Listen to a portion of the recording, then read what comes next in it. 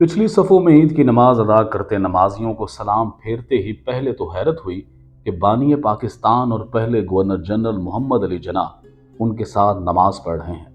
फिर वो अचानक नारे लगाने लगे, कायदे आजम जिंदाबाद, कायदे आजम जिंदाबाद। अगले चंद लम्हों में 25 अक्टूबर 1947 की सुबह तक पाकिस्तान के दारुल हुकूमत कराची के बंद रोड पर मौलवी मुसाफर खाना के नज़दीक मस्जिद कसाबा की ईदगाह उन नारों से गूंज रही थी। बानिया पाकिस्तान को नमाज के वक्त से मतला कर दिया गया था, लेकिन वो बर वक्त ईदगाह नहीं पहुंच पाए थे।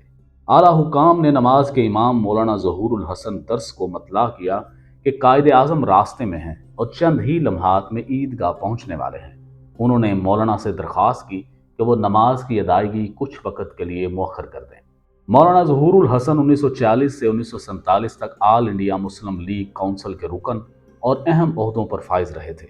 बानी पाकिस्तान इन्हें सिंध का बहादुर यार जंग कहा करते थे, लेकिन मौलाना जहूरुल हसन ने कहा कि मैं कायदे आजम के लिए नमाज पढ़ाने नहीं आया हूँ, बल्कि खुदाए अज़्ज़ वजल की नमाज पढ़ाने आया हूँ। चुनाचा उन्होंने सफ़ों को दुरुस्त करके तकबीर कह दी। अभी नमाज ईद की पहली ही रकत शुरू हुई थी कि कायदे आजम भी ईदगाह पहुंच गए।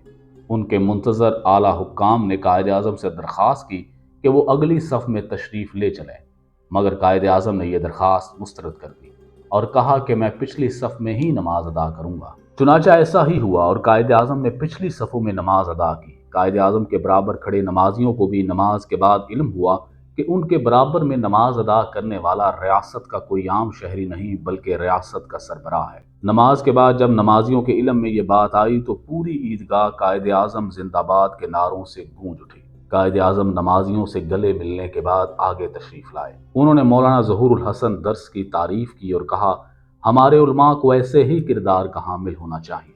पाकिस्तान बनने के बाद बानी पाकिस्तान की पहली ईद के बारे में उनके एडीसी रब्बानी लिखते हैं कि कायदे आजम सुबह सवेरे तैयार हो गए और सीढ़ियां उतर रहे थे जब मैं उनसे मिला। उन्होंने कहा, मैं तैयार हूं, हमें देर नहीं करनी चाहिए। जनाब करीम रंग की शेरवानी और सफ़ेद पजामे में मलबूस और सुरमई रंग की कराकली जनाब कैप पहने हुए थे। वो खुशगवार मूड में थे। वो तेज चलते हुए गाड़ी की तरफ बढ़े और हम ईदगाह बंद रोड, जो अब M.A. जना रोड है, ईद की नमाज पढ़ने के लिए रवाना हुए।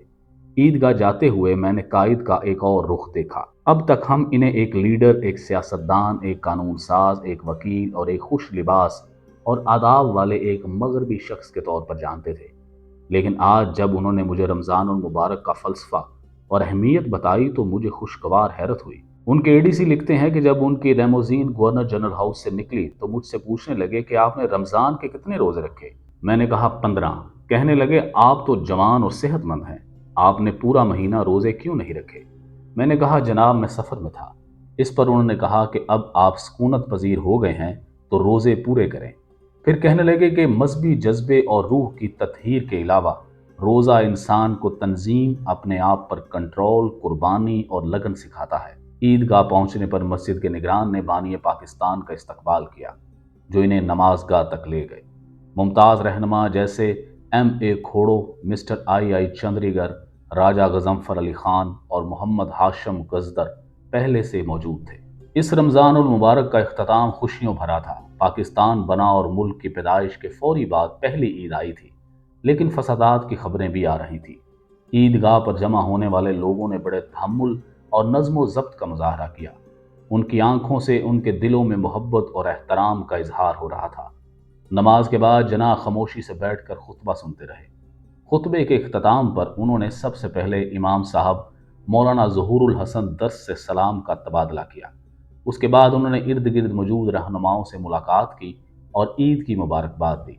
कुछ लोगों ने मुसाफा करते हुए उनके हाथ चूमने की कोशिश की, लेकिन उन्होंने झंझलाहट और ऊंची आवाज़ में नहीं कहकर उसे वापस ले लिया। ये सिलसिला जारी था कि जना के गिर्द हजूम लगना शुरू हो गया।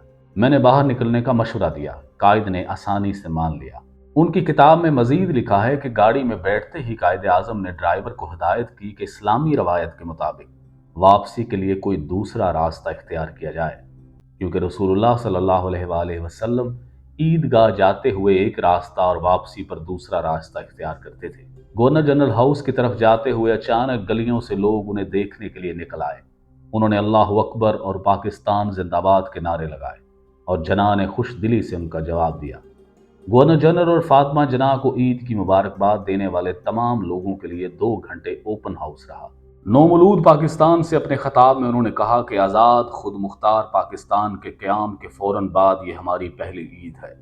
پوری مسلم دنیا میں خوشی کا یہ دن ہماری قومی ریاست کے قیام کے بعد فوری طور پر آتا ہے، اور اس لیے یہ ہم سب کے لیے خاص اہمیت اور خوشی کی بات ہے۔ جناح نے اس عید کے پہلے خطاب کا اختتام ایک پرجوش آواز کے ساتھ کیا۔ اب حقیقی ٹھوس کام کرنے کا وقت آ گیا ہے۔ پاکستان میں عید کی یہی 2 پہلی اور آخری نمازیں تھیں جو بانی پاکستان محمد علی جناح نے عوام کے ساتھ ادا کی۔ اگلے سال عید الفطر آئی تو وہ شدید بیمار تھے، اور جب عید الاضحیٰ آئی تو جناح کی وفات ہوئے 1 ماہ گزر چکا تھا۔